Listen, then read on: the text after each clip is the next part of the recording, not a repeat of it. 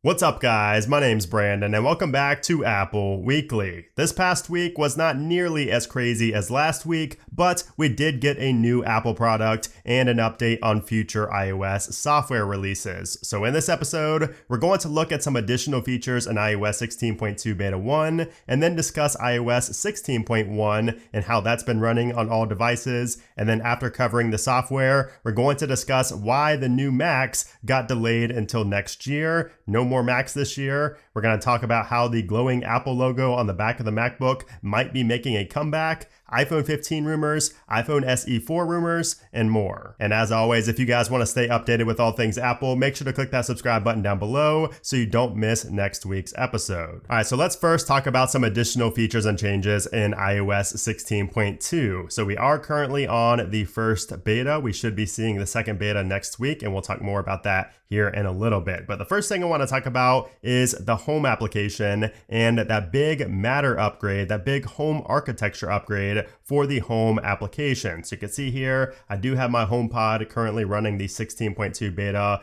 as well. So I was able to do this upgrade that you see right here on 16.2. And after using this for about a week now, the differences are very noticeable. So number one, connecting is faster. So just connecting from my iPhone to my HomePod is much faster, including handoff. We don't have that crazy handoff lag anymore like we had in the past. I used to talk about that a lot. That is non-existent anymore. It's pretty much instant now with this update. Also, playback is much more responsive, like just switching songs back and forth. It actually goes like right away instead of that like 3-second delay that we had before. And then the biggest change I noticed was actually with shortcut automations. So if you go into your shortcuts and go to automations, any automation that relied on the HomePod, like you can see down here, there was always a delay with them. They would always go kind of slow, but now they are much faster. Now keep in mind, you do need to have your HomePod updated to 16.2 beta as well to see these benefits. And of course, this does also bring Matter support. That new home update does bring Matter support officially to the iPhone and the home application. So just wanted to touch on that. I've gotten a lot of questions about it, so that is my take. In the weather application, we now have a new section for news. So this was not there before, but now we're able to see local news straight within the weather application. Now this is kind of buggy. Of course, we are on a beta, but you could see it doesn't show for every city. Even like Vegas, there'd be a lot of news for that, but there's nothing there. So it just seems to be hit or miss, but that is new. I am seeing that in certain locations in the weather application. In the Watch Now tab in the TV application, you can see that we no longer have the up next just showing up top. So before it would just show, Watch Now, and it would show our up next shows right there. And then what to watch was underneath of it. But now in 16.2, the Watch Now has these little previews right here, kind of like Netflix, where it shows trailers and previews of different shows on Apple TV. So a little bit of a different layout there. You could also see we have the plus right up there as well. And we have the BB where it shows my name right there, whereas before it showed the actual picture for my Apple account. Now, another massive feature coming in iOS 16.2 is actually coming in the second beta, and this is for India users. So if you are in India, you will be getting 5G in iOS 16.2 beta 2. So Apple has confirmed this, and this is massive news for those in India. So of course, the iPhones in India did ship with the capability of 5G, but it was just disabled via software because there was no infrastructure for it there. There was not enough infrastructure for 5G in India, but now I guess there is, and that will be launching with iOS 16.2, and it will first start showing up in the second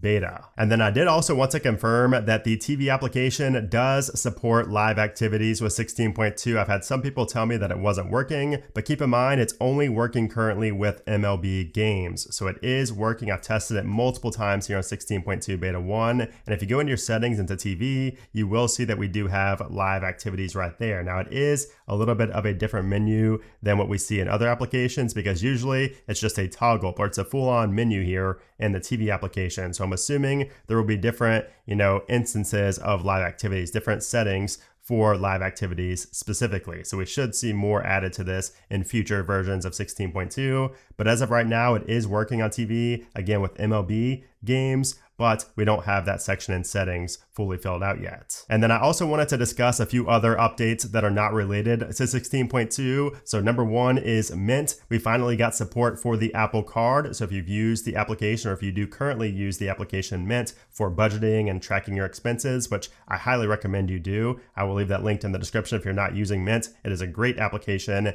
but now you can finally track transactions and not have to manually export spreadsheets for all of your, expenses with your Apple Card. So that is great to see. Now, we did also get updates for GarageBand, MainStage, and Logic Pro. So if you use these on the Mac, they've all been updated with new Apple loops, a gain tool, and more. And then as I mentioned in the beginning of the video, we did just get the new Apple TV 4K. So you can see I got mine right here. This is the Wi-Fi plus Ethernet version. So it is a little bit of a different box than last year's Apple TV. So I'm actually going to be using this for a little while before I release a full-on video review about it. So I'm not going to do an unboxing of that. I will do my review. That will probably be out within the next week or two. So keep an eye on that. Now moving on to iOS 16.1, I just wanted to give an update on 16.1 since I am still using that on my current main device. And I have to say that everything is running great so far on 16.1. And I'm really surprised by this because the beta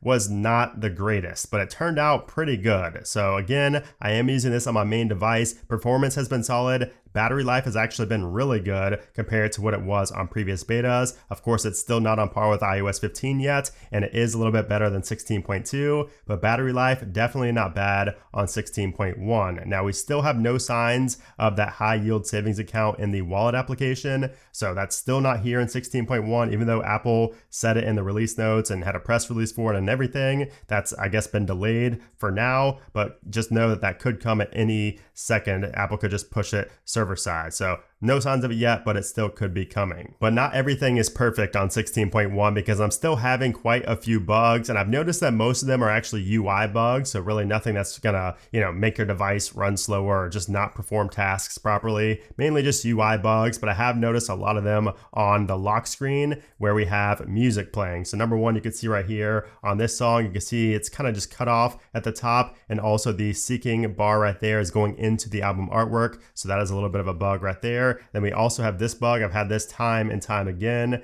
where the now playing platter is just extra large. You can see there, just not necessary to have that much space for that song. So I've had that happen several times here on 16.1. And I've also noticed that screenshots are just not saving as cropped. This still happens time and time again. When I go to edit a picture right here, and then I go to the crop view, it just simply does not save the image as the cropped version that I had it set to. So if I go right here, I just go ahead and crop this out a little bit and then tap on done.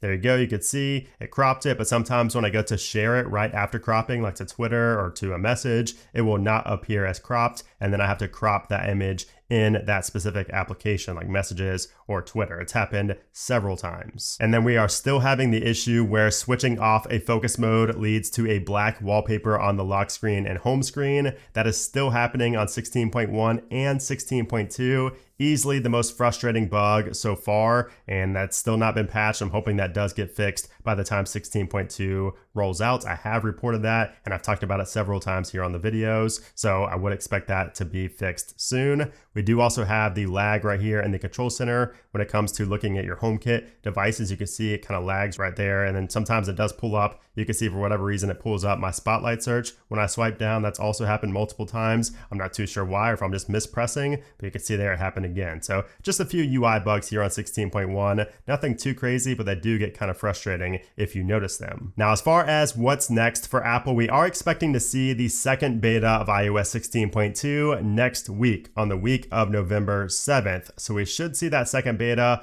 maybe right there on November 7th. However, Apple has been loving those Tuesday and Wednesday releases. Now on Tuesday, we do have Election Day. So, I don't know, Apple's kind of weird sometimes with the holidays. So we could see that on a Monday or a Wednesday, but I think anywhere from the 7th through the 9th is when we can expect to see 16.2 beta 2. Now, 16.1.1 is also something I would expect to see in November, really as early as next week as well. So this will be the next public release. So of course, 16.2 beta 2 is only for beta testers. But if you are not on the beta right now and you're looking for the next public release, that is going to be 16.1.1. And I do believe that is coming in November. And again, it could be as early as next week. So this is going to fix a lot of issues. Like a lot of people have had reports of Wi-Fi issues after updating, Face ID issues, just a lot of issues going on right now in 16.1. Not really any that I'm facing personally, but I've seen a lot of you guys facing Wi-Fi issues and things like that. So 16.1.1 should fix all of that, and it should be out pretty soon.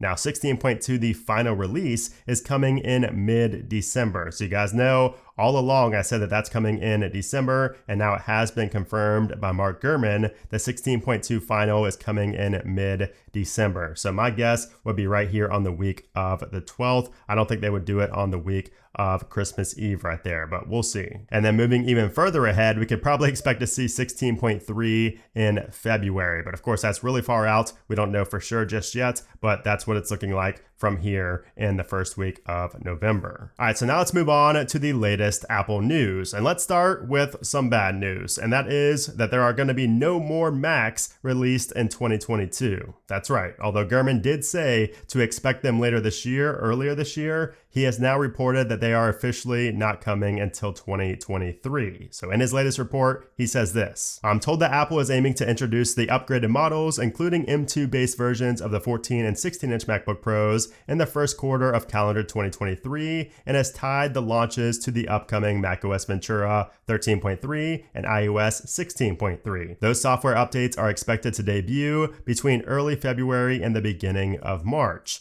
And to get more specific, he did say to expect the new Macs to be announced by the first half of March. Now, he doesn't give any additional updates on the Mac Mini or Mac Pro, but he just says that's kind of the timeline that it's looking like right now for Apple. And Apple did also, mention this in their Q4 earnings earlier last week. And speaking of these MacBooks, one of the headlining features, aside from the performance gains, might just be the return of the infamous glowing Apple logo. So Apple just filed a patent in 2021, and it was just made public information this week. And it shows that the method as to how Apple's going to achieve this will be different than how it was done in the past. And if you want to see the technical information about this and how Apple plans to implement this, I will leave it linked in the description below, the article linked in the description below from Patently Apple. But all you need to know is that Apple is testing this. It might not come next year, but it has been in the works for a little while now. And I don't know about you guys, but I love the glowing Apple logo. I cannot wait to see that eventually make a comeback. And then speaking of next year, iPhone 15 leaks and rumors are already starting to pick up, and we now know that Qualcomm chips are expected to stay for next year's iPhones. So Qualcomm said that it's set to provide the quote vast majority of modem chips for the iPhone 15, despite those earlier expectations that it would provide only 20% of the 5G modem parts. And the reason for that was because, as you guys know, I talked about this a lot, Apple had been working on their own modem chips, but it looks like those will not be ready by next year. And actually, Ming-Chi Kuo said this earlier in the year as well and called it a quote failure, like a failed experiment. So we'll wait and see, what happens from here, like if Apple's actually going to end up doing that. But I will say that at least we have Qualcomm modems instead of Intel. So that's at least one positive that comes out of this. And then moving on to 2024 Apple products, we thought that the 4th generation iPhone SE was for sure going to have that 6.1-inch LCD screen like on the iPhone XR, but that might not be the case. So according to Ross Young, Apple has not yet finalized the display size for that 2024 iPhone SE. So he said that Apple is considering 6.1-inch OLEDs from 2 suppliers and 5.7-inch to 6.1-inch LCD displays, which are also from 2 different suppliers. But regardless of the size, we are finally expecting to see a full screen design with no home button for an iPhone SE. And I can't wait to see that. And hopefully we do get the smaller design as well. Hopefully we get something like a 5.7-inch. I would like to see that instead of another 6.1-inch device. And hopefully we get a similar design on the SE3 as well, if we do see an SE3 next year. But, we're talking about the 2024 iPhone SE, so that makes me think that the next year's 2023 iPhone SE might not be too much better than the SE2, which is kind of unfortunate. And then finally, a funny and really random story. You guys know I like to do these at the end of Apple Weekly episodes, but fellow YouTuber The Unlocker had his iPhone fall through a wooden floor at a bar, and after multiple attempts of trying to get it out with different tools and different utensils, the tool that ended up getting his iPhone out of there was a MagSafe Duo. That's right, Apple's magnetic charger actually saved the day when he used the power cord as the fishing line, and once down there, the phone magnetically attached, and he was able to lift it out. Hilarious, yet genius. So if you ever have your iPhone get stuck and you have, an iPhone 12 or later with MagSafe, you have magnets in the back of your iPhone, consider using a MagSafe Duo to try to save it. So there you have it. That is the latest batch of Apple news from this past week. It was a pretty slow week overall, not really too much going on. Hopefully next week we have a lot more news, and I'm feeling like we are. It seems to be like every other week is really crazy with the news. But hope you guys enjoyed this video and the updates on iOS 16.1 and 16.2. If you did, I would appreciate if you give this video a thumbs up. Also, make sure to subscribe so you don't miss next week's Apple Weekly episode. But anyways, guys, thanks again for watching, and I'll see you soon.